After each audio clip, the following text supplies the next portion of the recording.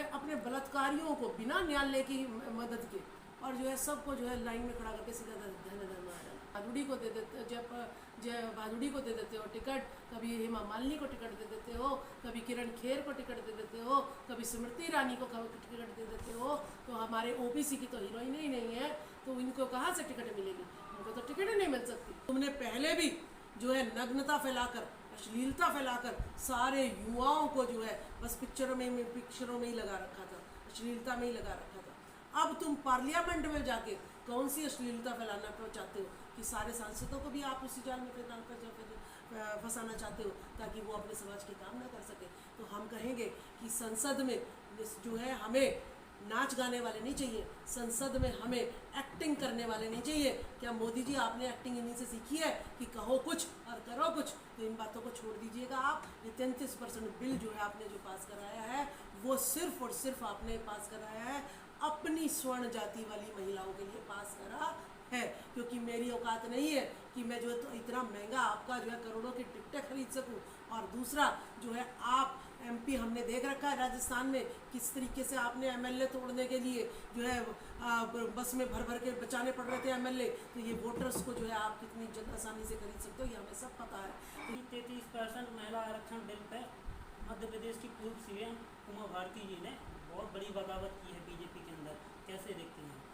मैं बहुत ज़्यादा उनका जो है सम्मान करती हूँ। चलो जब भी जागी तो सही। वो जैसे राजकुमार सैनी जी हरियाणा में है, वो जैसे ही बीजेपी की टिकट खरीद के आते हैं तो उसके बाद जो है जीत जाते हैं। लेकिन सुप्रीम कोर्ट कहती है कि ओबीसी में किसी और को नहीं घुसाएंगे, लेकिन भाजपा कहती है नहीं जी हम आपको दे देंगे, आरक्षण दे देंगे। तो यानी सुप्रीम कोर्ट से बड़ी जो है भाजपा सरकार हो गई। तो राजकुमार सैनी ने कहा यह पड़ी तुम्हारी चपड़ास तुम्हारा नौकर नहीं हुए, ठीक है? तुम अगर ओबीसी के आरक्षण में घुसाओगे किसी और को तो हम इस चीज़ को बर्दाश्त नहीं करेंगे। तो इसी तरीके से हमारी जो है रमेश बिदूड़ी जी को भी यही करना चाहिए कि भाई तुम जो है हमें धर्म के नाम पे लड़वा रहे हो, मैं नहीं लड़ता, तुम्हारी चपड़ासी ये पड़ी, ठीक है? हमें नहीं बनना है एमपी, हम जो है जनता को जागृत कर लेंगे, अपने अधिकार के लिए खुद लड़ लेंगे। ना बीजेपी में कोई ओबीसी का एमपी बने, ना एमएलए बने, ना जो है कांग्रेस में बने और ना आम आदमी पार्टी में बने। तीनों मनुवादी ब्राह्मणवादी पार्टियाँ हैं, तीनों में अगर हमारे नेता नहीं होंगे तो हमारा वोट नहीं जाएगा। और 90% वोट हमारा है। बाबूजी देवप्रसाद कुशवाहा ने कहा था कि 100 में से 90 जो है वोट हमारा है, तो राज हमारा होना चाहिए। तो एक भी एमपी एमएलए इनकी पार्टी में अगर ना जाए लड़ने के लिए तो सारा का सारा वोट किसके पास जाएगा? वो हमारे पास आ जाएगा। तो हमारा सत्ता, हमारा देश, हमारा शासन, हमारा प्रशासन हो जाएगा। आपके ही समाज के कुछ लोग हैं जो राम का वंशज समझते खुद को, क्या संदेश देना चाहेंगे आप? देखिए ये भी हम भी समझ लीजिए, हम भी इनके साथ षड्यंत्र रच रहे हैं। हम कह रहे हैं हम राम के वंशज है और पुष्यमित्र शंकर का पुतला फूक रहे हैं, ठीक है? हम कोई राम का कह के मीठा बन के और इन्हीं के पुष्यमित्र शंकर को मार रहे हैं, ठीक है? जैसे ये हमें कह रहे हैं हम हिंदू हैं, ऐसे हम इन्हें कह रहे हैं कि हम राम के वंशज हैं और तुम्हें मिट्टी में मिला रहे हैं। हम कोई राम के वंशज नहीं है, हम वंशज है, हम वंशज हैं, हम नागवंशी है, हम जो है मौर्य वंशी है, हम अम्बेडकर वंशी है, हम जो है ना काशीराम वंशी है, हम ज्योतिबा फुले वंशी है। तुम्हारा क्या अतीत है यहाँ पर? कोई अतीत। हिंदू राष्ट्र का सपना देखने वाले लोग पूरे विश्व को अपना परिवार समझते, कुटुंब हो, अपने बोलते हैं एक लाइन में कि वसुधैव तु कुटुंबकम, कैसे देखते हैं आप? चोर लुटेरे वसुधैव कुटुंबकम जो है गौतम बुद्ध का जो है वक्तव्य था। वो कहते थे कि हम सारा विश्व जो है एक परिवार है, आप एक दूसरे की ज़मीनें हड़पने के लिए ना लड़िए। पानी सबका अधिकार है, जैसे हवा पे सबका अधिकार है, हवा पे कर लो ना कब्जा। तो आप बोल रहे हैं कि आप उनसे प्रताड़ित थे, तो मतलब आप भी तो उनके हिस्सा हैं परिवार के? किसका? ब्राह्मणों के परिवार के हिस्सा? मैं तो जो है ना, अगर मैं ब्राह्मणों के परिवार का हिस्सा हूँ तो मैं अपने जन्म को कोसती हूँ। मैं किसी ब्राह्मण के परिवार का हिस्सा नहीं हूँ, मैं सिर्फ और सिर्फ इस भारत के मूल निवासियों का हिस्सा हूँ। मेरे डीएनए चेक कराओ, मैं कोई ब्राह्मणों का हिस्सा नहीं हूँ। रेडी। नमस्कार, मैं हूँ प्रेमचंद कुशवाहा और आप देख रहे हैं आर्टिकल 21। आज हम दिल्ली में हैं और दिल्ली में राजवाला सैनी जी हैं, उनसे आज बात करेंगे। स्वागत है।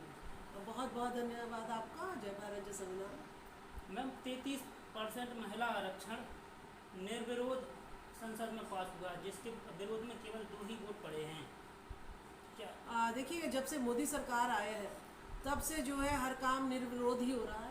जब इन्होंने जो है 10% EWS सुदामा कोटा, मतलब जनरल कैटेगरी को, जो कि कोई भारत में 10% है, उनको जो है 10% जो है कोटा बिना बहस के मोदी जी ने तुरंत पास करवा दिया था। अब उसके बाद जो है जितने सरकारी संस्थान बेचे अंबानी अडानी को, वो निर्विरोध जो है बिना बहस के, बिना किसी को बताए, मोदी जी ने तुरंत जो है उसको सरकारी संस्थानों को प्राइवेट कर दिया, बेच दिया उनको। इसी तरीके से जब आपने नोटबंदी करी तो कोई बहस नहीं, कोई चर्चा नहीं, कोई डिबेट नहीं, कुछ नहीं, आपने तुरंत ही जो है नोटबंदी कर दी।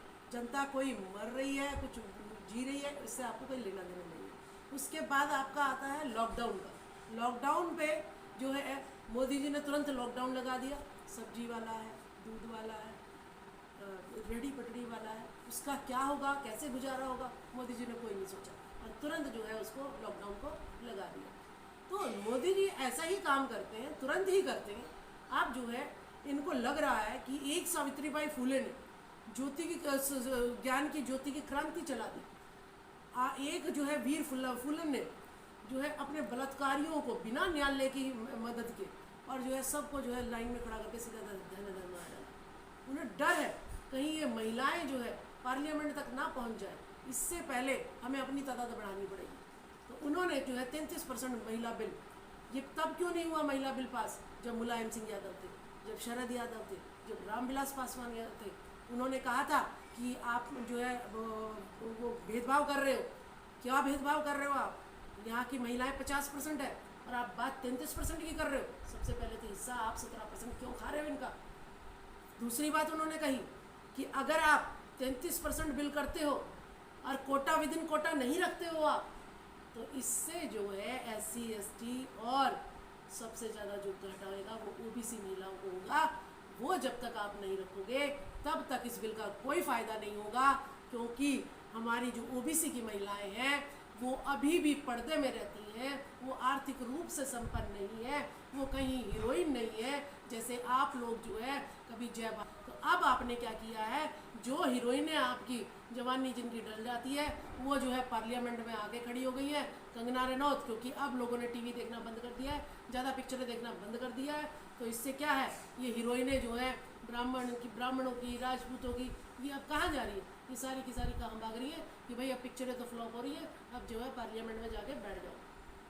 तो यानी आपने, हम आर्थिक रूप से संपन्न नहीं है OBC समाज, तो भी आपने हमें रिप्रेजेंटेशन नहीं दिया। हम जो है राजनीतिक रूप से ना हमारे दादा परदादा जो है कभी भी कोई MP MLA या जो है ना CM बने, तो यानी हमारा राजनीतिक भी कोई वहाँ पर लेना देना नहीं है, तो हम उस हिसाब से भी पार्लियामेंट में नहीं जा सकती हैं। इसी प्रकार से सामाजिक रूप से सामाजिक जितने भी संगठन हैं आपके, RSS, बजरंग दल, जो इस गौशाला, ये सब आपके लोगों के पास है, तो हम सामाजिक रूप से भी समर्थ नहीं है कि हम जो है पार्लियामेंट में या विधानसभा में चले जाएं। तो ये धोखाधड़ी। सवाल है कि पिछड़े वर्ग के चुने हुए प्रतिनिधि जो सांसद हैं उनने भी वोट डाले हैं, इसी 33% महिला आरक्षण में, और महिलाएं थी वो। देखिए, मैं आपको क्या बता रही हूँ कि अगर मेरी दुकान है, मैंने दुकान में नौकर बिठा लिया आपने, और वो मैं कहूँगी कि भाई ये कहे कि तू ये जो है ना 1 किलो जो है गुड़ दे रही हूँ मैं, और है वो जो है 750 ग्राम, तो वो ये थोड़ी ना है, वो ये कहेगा कि भाई मैं 750 ग्राम, वो तो कहेगा 1 किलो दे रहा हूँ, तो झूठ है ना ये। तो अब उस पिछड़े वर्ग की महिला को चाहिए टिकट, तो उसकी टिकट कट जाएगी अगर जो पार्टी कह रही है वो नहीं करेगी। अब उसके ऊपर भाई ये फंसा देते हैं, जैसे लालू प्रसाद यादव को चारा घोटाला में फंसा दिया, ऐसे ही ये इनको भी कुछ चीज़ों में फंसा देते हैं, फिर कहते हैं देख तुझे जो है ना जेल में भेज दूँगा अगर तूने ये बात नहीं बोली।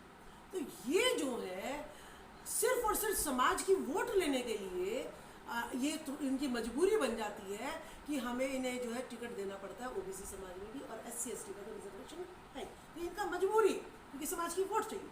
अगर इनके पास 1-2 MP ऐसे नहीं होंगे तो समाज की वोट नहीं आएगी, तो इसीलिए इनको मजबूरीवश ये रखने पड़ते हैं और इन पे के गले पे फांसी लगा के रखते हैं कि हमारे खिलाफ कोई भी बोला तो अगली बार तू यहाँ पर नहीं दिखेगा, जेल में दिखेगा, जो कि लालू प्रसाद यादव इसका उदाहरण है।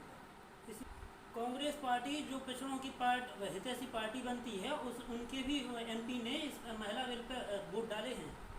देखिए वो तो हितैषी इसलिए बन रही है, आप कांग्रेस का इतिहास उठा के देखिएगा, इंदिरा गांधी, राजीव गांधी दोनों ही आरक्षण के विरोधी रहे, ठीक है।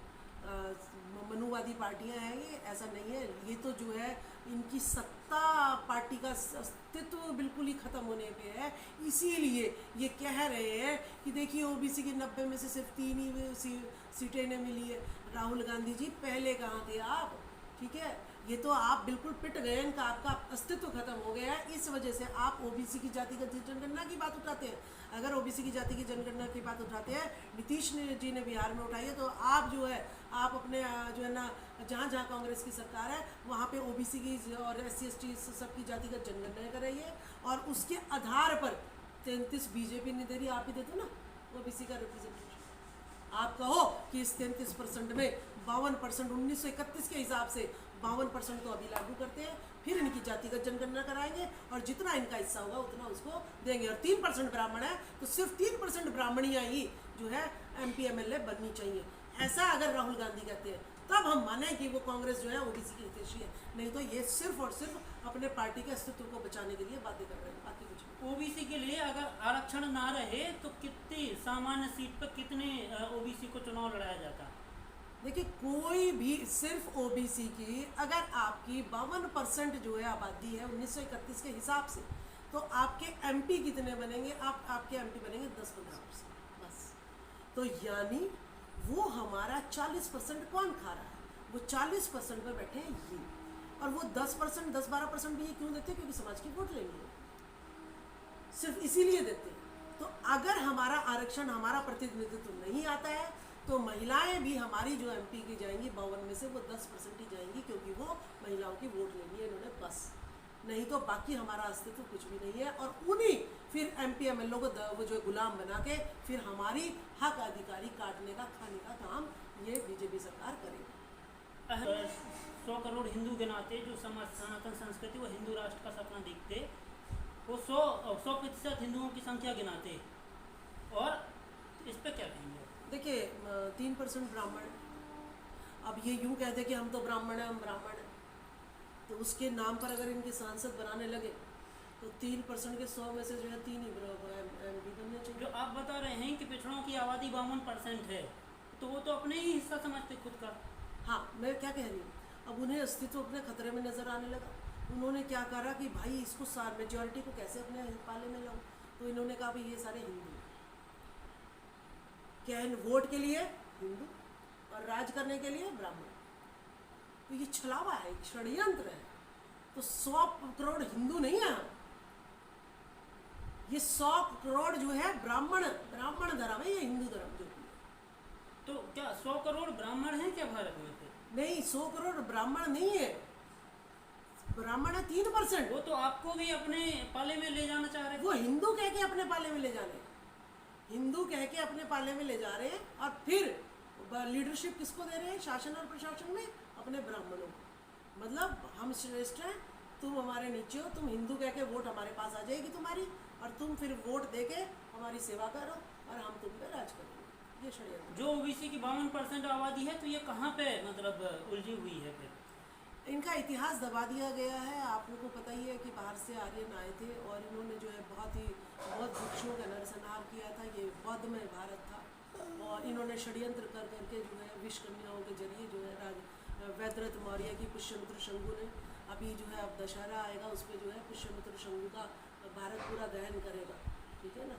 वो रावण दहन नहीं है, वो पुष्यमित्र शंगु है, तो हमें इस नाम का परिवर्तन करना पड़ेगा। तो ये पुष्यमित्र शंगु ने जो है ना अपराध किया था एक, कि उसने जो है अपनी बहन की जो है ना वैद्यरथ मौर्य के साथ शादी करा दी थी, और फिर उसने जो है उसको मार दिया था। उस उपलक्ष्य में जो है ये जो है पुष्यमित्र शंगु का जो है पुतला हमेशा फूटते हैं। आपका समाज मतलब तथागत बुद्ध को भी पहचानता है कि नहीं?